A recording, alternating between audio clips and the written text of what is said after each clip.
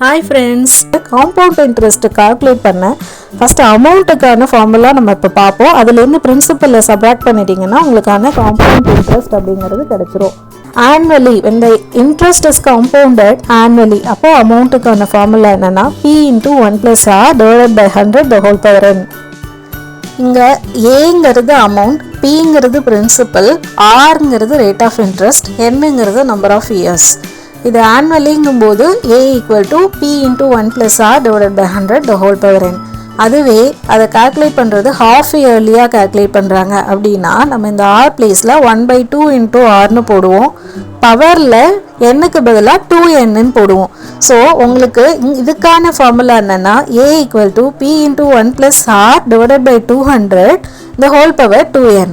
When the interest is compounded quarterly calculate பண்ணும்போது நமக்கு இங்கே ஃபார்முலாவில் ஆரோட 1/4 மல்டிப்ளை பண்ணுவோம். ஸோ இந்த பிளேஸில் ஆர் டிவைடட் பை 400ன்னு உங்களுக்கு வந்திருக்கு.